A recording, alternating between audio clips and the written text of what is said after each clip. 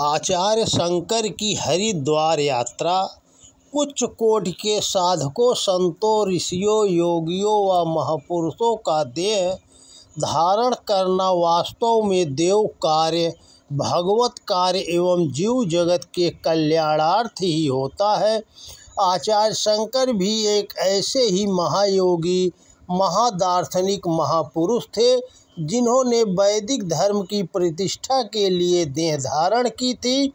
ऐसे महामानव भगवत इच्छा से ही भगवत कार्य हेतु इस धरा पर अवतीर्ण होते हैं। समाधि भूमि से उतरकर जितने दिन इस लोक में रहते हैं वे भगवत कार्य व जीव जगत के कल्याण में ही लगे रहते हैं। ऐसे महापुरुष स्वभावतः निर्विकल्प समाधि में स्थित होते हैं, पर वे समाधि की भूमि से उतरकर भगवत कार्य व लोक कल्याण में लगे रहते हैं, क्योंकि यदि वे केवल समाधि अवस्था में रहे तो वे लोक शिक्षा नहीं दे सकते। इसीलिए मात्र 8 वर्ष की अवस्था में संन्यास ग्रहण कर सभी वैदिक ग्रंथों का अध्ययन व निर्विकल्प समाधि की उपलब्धि करने वाले आचार्य शंकर कई ग्रंथों की रचना एवं जनमानस के बीच वैदिक धर्म की प्रतिष्ठा करने जैसे महान कार्यों में लगे रहे। उनकी तीर्थ यात्राएं भी लोक शिक्षण व जगत कल्याण के लिए ही थी। इसलिए विभिन्न धर्म स्थलों की स्थापना एवं तीर्थ स्थानों की महिमा को पुनः प्रतिष्ठित करने के लिए ही आचार्य शंकर ने स्वयं तीर्थ स्वरूप होते हुए भी तीर्थ यात्राएं की, तीर्थों का महत्व बताया और जन जन को कल्याण के मार्ग पर चलने को प्रेरित किया।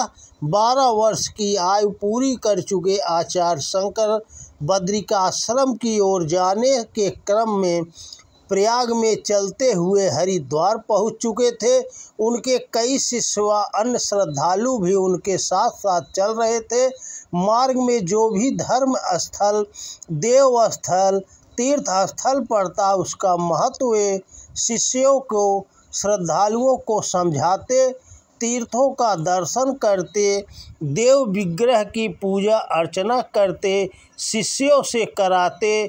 आचार्य शंकर अब हरिद्वार के विभिन्न तीर्थ स्थलों के दर्शन कर रहे थे।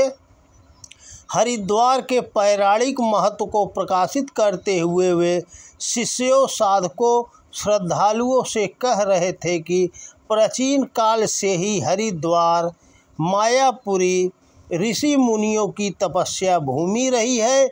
यह सप्त ऋषियों की तपोभूमि रही है। हरिद्वार हिमालय का प्रवेश द्वार है।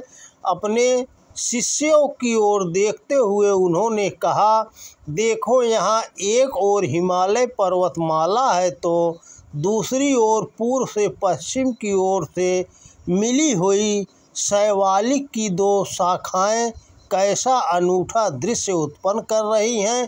पुराणों के अनुसार आदिकाल में हरिद्वार में ही ब्रह्मा जी ने विराट यज्ञ अनुष्ठान किया था।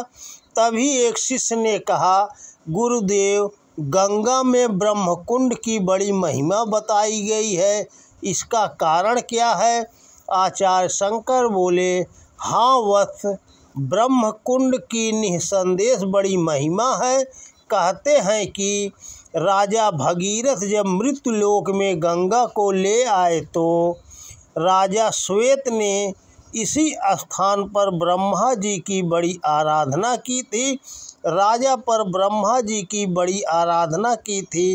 राजा की आराधना से प्रसन्न होकर ब्रह्मा जी ने राजा से वर मांगने को कहा। तब राजा ने यह वर मांगा कि यह स्थान आपके नाम से प्रसिद्ध हो, आप यहाँ पर भगवान विष्णु एवं भगवान शिव के साथ निवास करें और यहाँ पर सभी तीर्थों का वास हो। तब ब्रह्मा जी ने कहा कि ऐसा ही होगा और इस ब्रह्मकुंड में स्नान करने वाले ब्रह्मपद के अधिकारी होंगे। तभी से इसका नाम ब्रह्मकुंड पड़ा।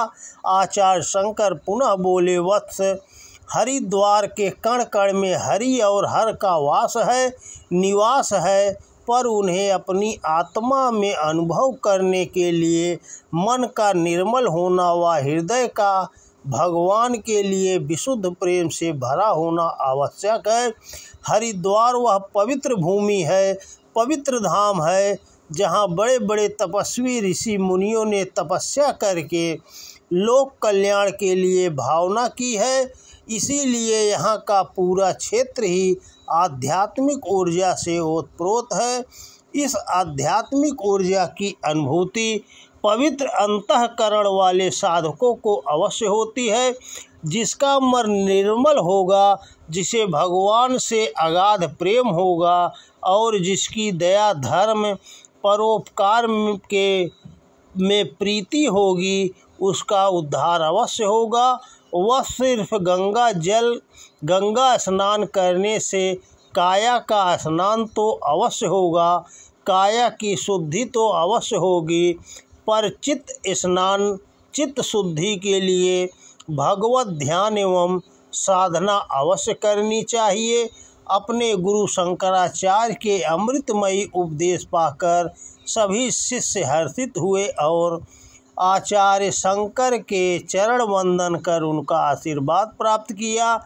अपने गुरु के चरण छूकर मानो वे सभी गुरु से बताए मार्ग पर चलने की अपनी प्रतिबद्धता व्यक्त कर रहे थे।